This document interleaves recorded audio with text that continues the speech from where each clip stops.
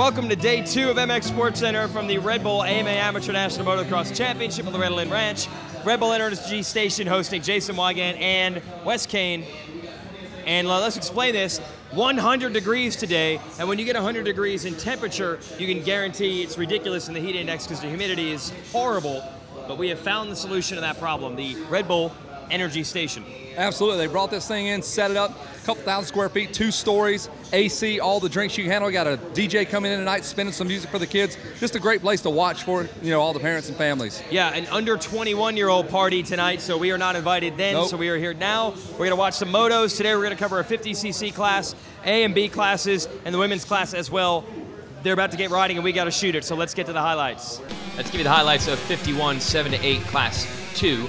Stilez Robertson won a title here in the 4-6 class 2 years ago. He's the favorite, but getting out front early is the number 22 of Gage Keith. Yeah, Gage got out good, and you thought he was going to run away with this, but now there's some dudes behind him ready to pounce, and look at this, it's already coming. 63 is Pierce Brown, and he's going to try to go to the lead, and now you got Stilez in third, catching up and making it a 3-rider fight.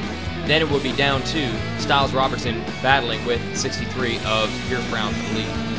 Here they are stepping down some big jumps on these little 50s, man. They jump the same things that everybody else has to deal with, and they do it with style because your name is Stilez Robertson. That's true. And once Stilez got the lead from Pierce Brown, he was able to take off. Here he is, put the power to the ground, going up through the gearbox. There it is. Look at this lead. Boom. Here he goes.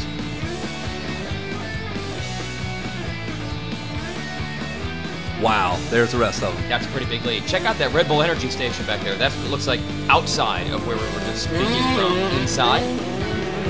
Nice job, though, by the 63 of Pierce Brown. What can Brown do for you? We'll take a second in the Moto.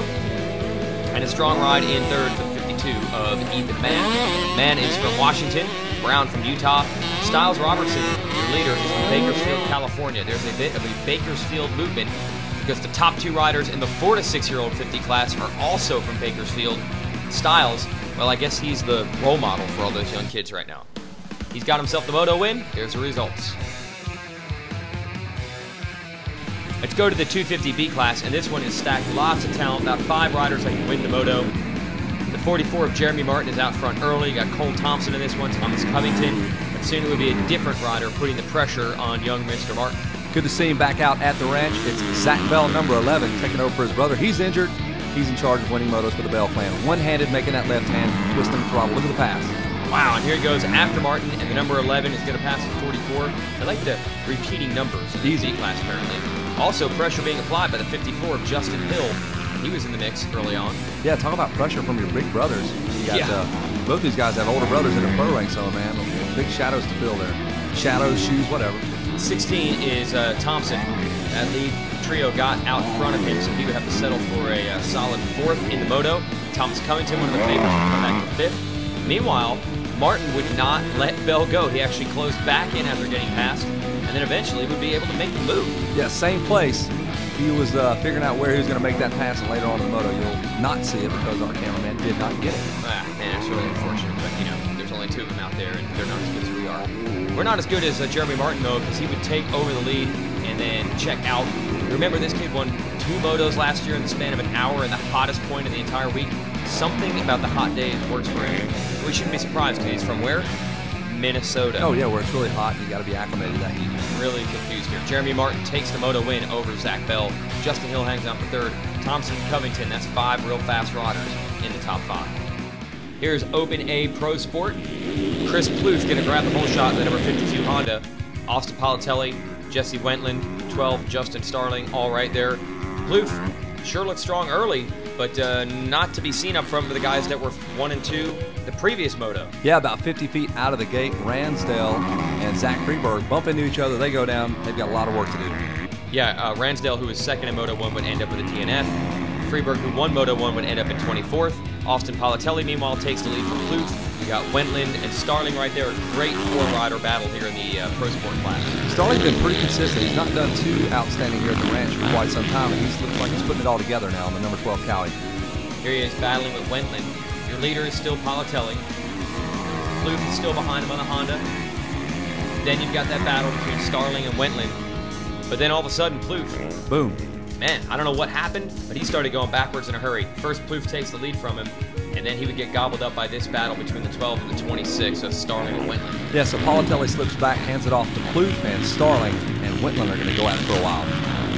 Yeah, this is Plouffe. He's got a nice lead, but watch this battle here as Starling is under heavy pressure from Wentland. Wentland just wouldn't go away. And normally you don't see the inconsistency in this class. Normally lower skill classes, lots of guys with 20s and 7s and mixing up with first and second or second moto. Yeah, this one's all over the board. Plouffe is going to win. He now has a 4-1. Starling has a 40th and a 2nd. Wentland has a 21st and a 3rd. And your first moto winners, well, you see where they end up, not even in the top 10. This one is wide open. Here's the women's class. By the way, the rules for this division nowadays, if you're top 5 in the WMX standings, you are ineligible to race the Amateur National here at the ranch.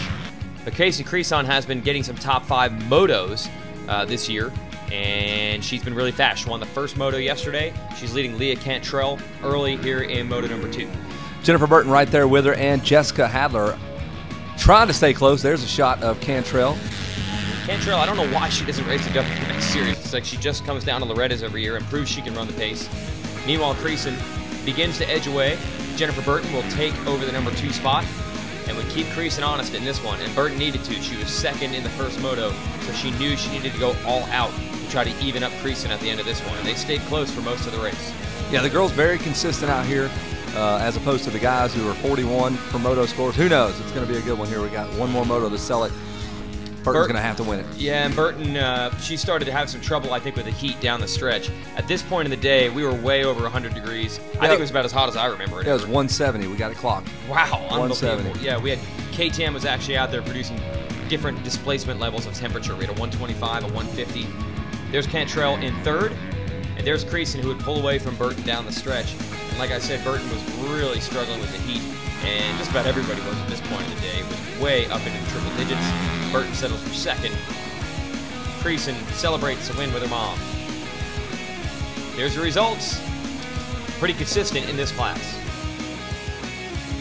All right, that's a wrap here on day 2 for the Energy Station. Pretty interesting how it's all breaking down. As usual, inconsistency in a lot of the classes. And let me guess, you don't know what's going to happen until we're over. The motos are over, right? Same deal as always. Got to run 3 motos. That's what makes this race the toughest one on earth, and now the hottest one on earth. We're nice and cool here at the Energy Station. Wow, the hottest one on earth. Yeah, it pretty much feels that way. All right, we'll enjoy your, what will tonight be? Let's say we're shooting instead of Wednesday. Enjoy your Thursday, and we'll be back on Friday with highlights from Thursday. Does that make sense? See you from the AMA Amateur National Championships at Loretta Lynn Ranch, brought to you by Red Bull.